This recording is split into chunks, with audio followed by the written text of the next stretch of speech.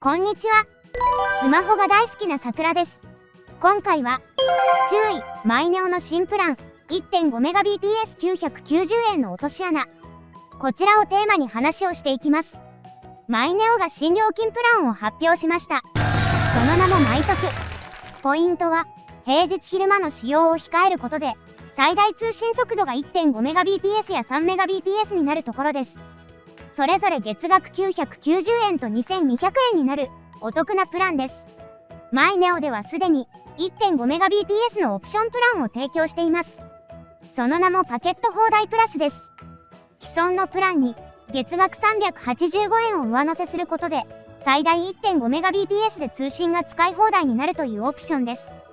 今回の動画では毎速の特徴、毎速の注意点、本当のおすすめプラン、これらについてご紹介していきたいと思います。このチャンネルではタブレット、スマホ、スマートスピーカー、周辺機器などのガジェット、パソコンやテレビなどの家電を有効に活用してもっと生活を便利で豊かにするための情報を発信しています。よかったらチャンネル登録お願いします。それでは本題に入っていきます。それでは毎速の内容を見ていきましょう。毎速とは制限付き使い放題プランのことです。混雑する平日昼間の利用を制限することで、それ以外の時間帯はそこそこ速い速度で通信することができます。しかも低価格なところが魅力です。コースは2つあって、スタンダードコースとプレミアムコースです。最大速度 1.5Mbps のスタンダード、最大速度 3Mbps のプレミアム。平日昼間の通信速度は共通の 32kbps です。価格はスタンダードが990円。プレミアムが2200円です。1.5Mbps で何ができるか、実体験を紹介すると、ブラウザ、メール、SNS、LINE、ショッピング、音楽サブスク、このあたりの使い方ではほとんど問題なく使うことができます。でも、アプリ、電子書籍のダウンロード、動画の視聴、大容量ファイルのダウンロード、これらには快適さに制限があります。アプリや電子書籍のダウンロードには時間がかかります。アプリや電子書籍のファイルサイズ次第なところはありますが、ゲームや漫画では待たされたと実感するほどダウンロードに時間がかかります。大容量ファイルのダウンロードは、正直待っていられないレベルで待たされます。つい近くに Wi-Fi がないか探してしまいたくなるほどです。1.5Mbps での動画の視聴について見ていきましょう。360p や 480p の SD 解像度までは再生開始までの待ち時間が短く快適に視聴できます。しかし、720p や 1080p の HD やフル HD 解像度では動画再生までの待ち時間が長く、再生が開始しても途中で再生が止まってしまって快適に視聴することができません。どの程度の解像度かというと、スマホで動画を視聴している時を思い浮かべてください。スマホを縦に持っている時に動画を視聴した場合、画面の上の方に小さく表示されている動画がありますよね。この動画の解像度がだいたい 240p から 480p です。スマホを横に持った時に視聴している動画の解像度が 720p から 1080p です。先ほど紹介した 1.5Mbps の通信速度では 480p くらいまでが快適に見られる解像度、つまりスマホを縦に持った時に快適に見られる動画の解像度ということになります。それではもう一つのプラン 3Mbps のできることについて見ていきましょう。1.5Mbps と同じように、ブラウザ、メール、SNS、LINE、ショッピング、音楽サブスクは問題ありません。アプリ、電子書籍のダウンロード、動画の視聴、大容量ファイルのダウンロードは、ダウンロード待ち時間が大幅に改善されますが、それでも制限があります。動画視聴の場合を見ていきましょう。1.5Mbps では、480p の SD 解像度まで快適に見られました。3Mbps では 720p の HD 解像度まで快適に見られるようになります。つまり、スマホを横向きで見ても待ち時間が少なめで快適に見られるということになります。それでは毎速の注意点を見ていきましょう。一つ目は、昼間の最大通信速度 32kbps というところです。90年代のスマホやガラケー以前の PHS と呼ばれる電話でできる通信速度相当です。めちゃめちゃ遅いです。できることといえば、テキストメール、テキストの LINE くらいなものです。それ以外のことは、できなかったり、時間がかかったり、最悪の場合通信が途切れてしまう可能性があります。例えば、画像の送受信、ブラウザでの調べ物、動画視聴はできないと思っていいです。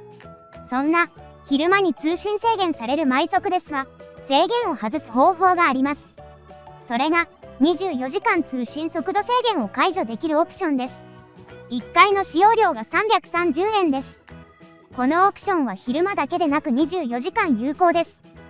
本当に必要なのは12時から13時の1時間なんですが、これで330円は正直高いと感じますね。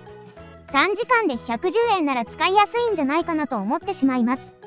他の使い放題プランを見ていきましょう。マイネオではすでにパケット放題プラスを提供しています。このプランと比較していきましょう。パケット放題プラスの最大通信速度は 1.5Mbps です。この通信速度は昼間でも 1.5Mbps です。それに対して、毎速の 1.5Mbps では、最大通信速度が 1.5Mbps。昼間では 32kbps です。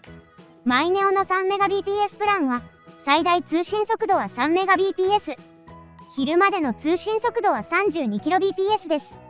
すでに提供しているパケット放題プラスでは昼間でも 1.5Mbps ですが、毎速は昼間は 32kbps に制限されます。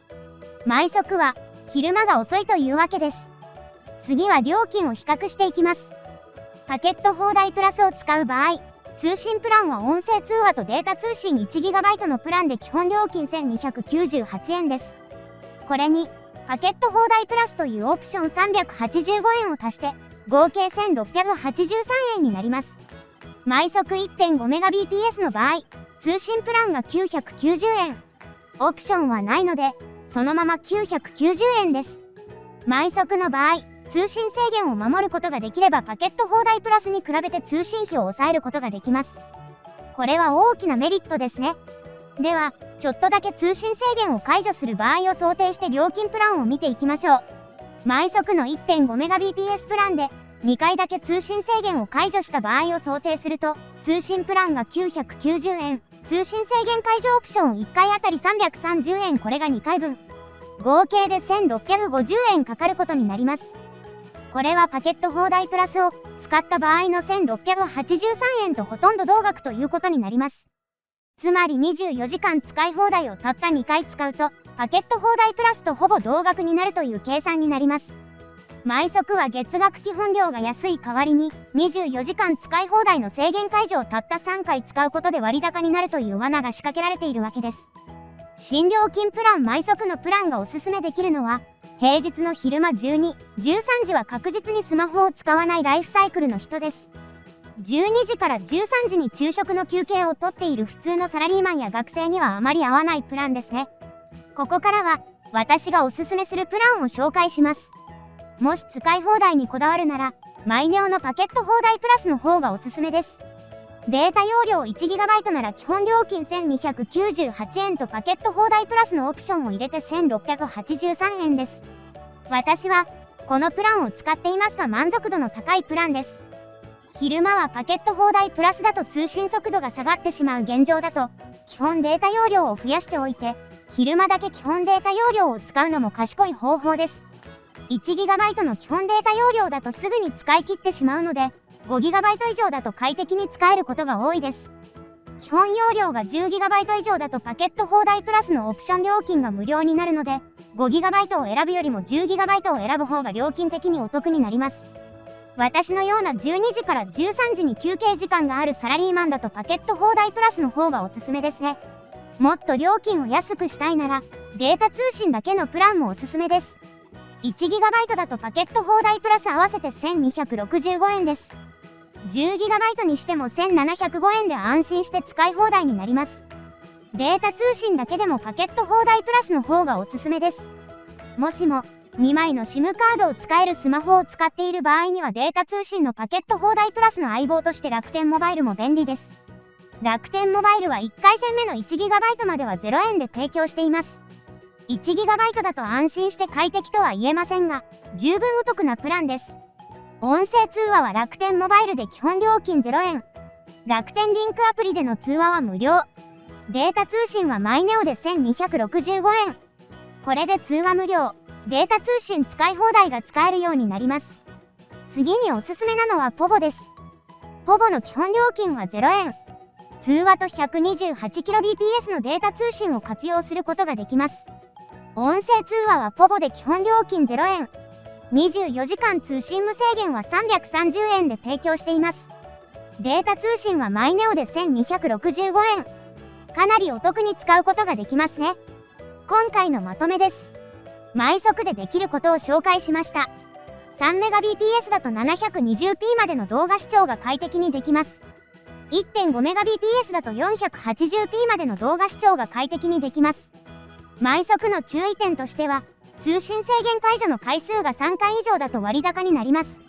おすすめのプランとしては、マイネオのパケット放題プラスで基本容量を調整する方法、楽天モバイルとマイネオのデータのみパケット放題プラス、ポボとマイネオのデータのみパケット放題プラス、これらがおすすめです。あなたの役に立てれば嬉しいです。高評価ボタンや低評価ボタン、どちらでもいいので押してもらえると次の動画に役立ちます。コメントまでしてもらえると最高です。最後までご視聴ありがとうございました。